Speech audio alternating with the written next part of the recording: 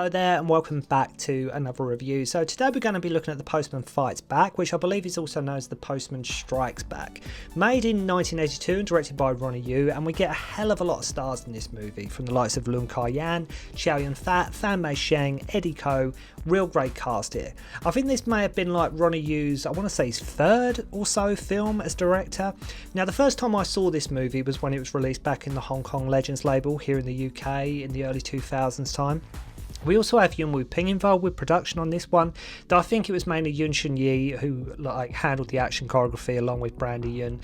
Now, this film with people I've spoke to over the years has been hit and miss. It's one of them films, some people like it, some people don't, and I guess when people see Chow Yun-fat is in the movie, they're either expecting to be the main focus or to sort of come jumping in, slow motion, doves flying everywhere, wielding two handguns. That's what they expect when they see Chow Yun-fat. But this is more of an ensemble piece, and dare I say, thanks to Ronny Yu, a really, really well shot one to boot. And this is one of them movies where we get a very quick opening monologue set up. And like I say with all my reviews, I do just crash through the plot, just what happens, and just sort of go through the film. So if I do trip over myself, I do apologise, but I don't want to keep you here too long. Just giving my thoughts on the movie, what happens, and just an overall sort of review of the movie. So we learn of the Beijing army, Dr. Sun Yat-sen in the south, and the mountains are occupied by bandits and the Pigtail army with Jiao. Now as soon as the film opens, you will notice right away Ronny Yu making the absolute best of all these locations and the light and the great cinematography. I mean, say what you will about The Postman Fights Back, it is a fantastic looking movie. It really is. As I say, the cinematography and everything, it really does. It's a great looking film, especially with this release here from 88 Films. It really has transferred well to Blu-ray. Brian Leung as mentioned in the movie as Ma, not really quite beardy here, more just stubbly. Let's just say stubbly in this one. He hasn't got the full sort of beardy going on. We meet Eddy sporting a very nice fur hat, who is after Yun Yat-chor as Yao Ji. So he comes to Mars and the bandits find him, then Eddy turns up after blasting somebody in the face. Then suddenly it's like, oh yeah, Chow Yun-fat is in the movie as well, kids. So as you would probably guess, Ma is like a postman or like an errand horse. That's Leung Kar-yan's character, and he, as he's sometimes known as, let's say, errand horse. He brings some kids some chocolate and they're like, I ain't eating that, it looks like mud. I mean, talk about ungrateful or what? So no one has any money to pay Mars. These are really harsh times. Now what is incredible with Ronny Yu as a director, as you know, with Bride with White Hair, is one of my favourite movies, but even here, if you watch it again now, you can really see he has a very distinct visceral style. This doesn't feel like your standard Yuen Woo-ping, Sammo Hung movie. This is a different feel at this movie. It feels different. It's one of them movies I can understand why it is divided with so many people, because like I mentioned, you've got Chow Yun-fat here, you've got Leung Kar-yan, so you're sort of expecting, I don't know, is it going to be sort of a just all-out action? Is it a kung fu? And, it's one of them movies that really does divide people. So Chow runs some gambling, and yes, he is as cool as ever in this movie with his cigarette on. We then meet Mei-sheng as Boo, who has been in loads of movies, probably most notably Magnificent Butcher. Oh, and Story of Ricky as well, at this rockery, and he's sporting a very nice green jumper, I might add. He has a showdown with a guy and just throws some dynamite at him, So anyway, Ma, Boo and Yao Ji meet Eddy at the French embassy, and they have to get Jiao. And talking of Mei-sheng, I think above all else in this movie, you really do get to actually see him act here more than any other film he's been in. He always usually is sort of sometimes the antagonist, sometimes the supporting role, but here you really do actually get to see him, I would say, act more so than what you usually would. I'm now told to deliver these boxes, but also not to look or open them. Eddy has also recruited Fu Jun, Chow Yun-fat's character, and for some of the reasons, some of the soundtrack, do not ask me why, but it just reminds me of Rocky. Do not ask me why. You'll probably watch this movie and think it sounds nothing like the Rocky soundtrack, but to me it just does. I have no idea. We also have Chung in this movie as well.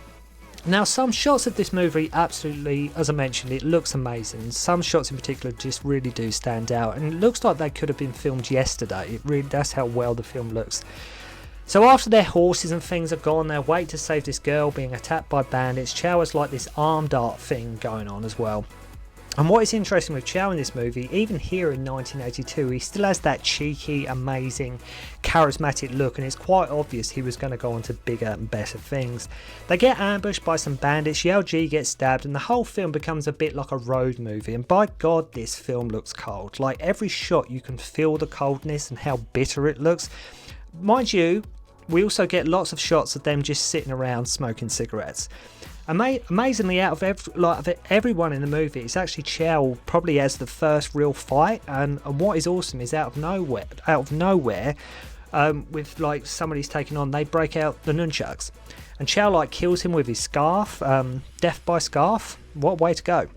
And I'm going on about Chow a lot here, but it's funny, he plays like a gambler type in this movie, and it knows how to work the tables, and in many ways it sort of foreshadows that god of gamblers, kind of Wong Jing kind of characters he would play later on in his career. So Chow becomes the focus for a while, and Leung Kar-yan and everyone else are on the outside for a bit. And what is great in a funny sort of way is you really can't, when I say like this film if you're not sure if it's a kung fu movie, is an action movie, I don't think you can really call it a kung fu film as such, but it's very entertaining film. And don't ask me why, and it benefits so much, from the great cast and some grounded performances and the great locations used. So there is a lot to be enjoyed here. It's one of them movies, I don't think it deserves a lot of the flack that it gets. I can understand how this film may not be for everybody, but like I said, it looks great. You've got a great cast. It's very different from, like I say, your Yuen Wu Pings, your Samos, that kind of thing. So Postman Fights Back, or Postman Strikes Back, I think, to be honest already, please go and check it out, because I think there's a real lot to be enjoyed here. As I say, really entertaining. Like I say, great cast. Even have like a ninja turn up at one point. So Chow seems to have like a never-ending supply of cigarettes as well. And Brian Leung's Leung Kar-yan's performance is pretty straight throughout the whole movie. Yun Yat-chor is injured, and he sort of gets pushed to the side as well. So our crew come across some ice, and not only do some bandits appear, but some ice skating bandits of all things. I mean, that's all you need, right? So begins an awesome showdown on the ice with some great shots, which of course ends with an explosion. Has to. To be honest, I think there was no other purpose to this scene other than to make it look as cool as possible. So the plot is, it turns out Eddy Ko is actually Japanese. Ma and Ji go to deliver the cargo, and Cherie Chung gets killed almost instantly with a noose around her neck from some assailant. Chow fights Eddy, and you just have to love how his main weapon is his scarf. I think that's a new one even to me. Like the scarf is his main weapon. Though wouldn't you know it as well? Chow actually gets killed as well. So it turns out the cargo was like a machine gun, which Eddy uses to like sort of lay waste to some revolutionaries. So in a really tense scene of you think it will happen, but you hope it won't. Is it gonna happen? But you don't want it to. Ji and his sisters sort of get gunned down as like he was being blackmailed, you see. Boo naturally, of course, has some rats that he attaches dynamite to and lets them loose on the camp. Kamikaze rats, anyone? Boo just goes crazy here and has got his guys going on a machine gun as well, so it's basically all kicking off at this point. Really awesome here, epic explosions, really cool stuff. Ma comes too, and as Boo knocks him out and sees and looks at the aftermath of what's going on. And what is cool is that it's amazing how modern the film feels. I mean, this is 1982. I mean, this was like the year when Jackie Chan was doing Dragon Lord and, movies like that. I mean, Project A hadn't even been made at this point.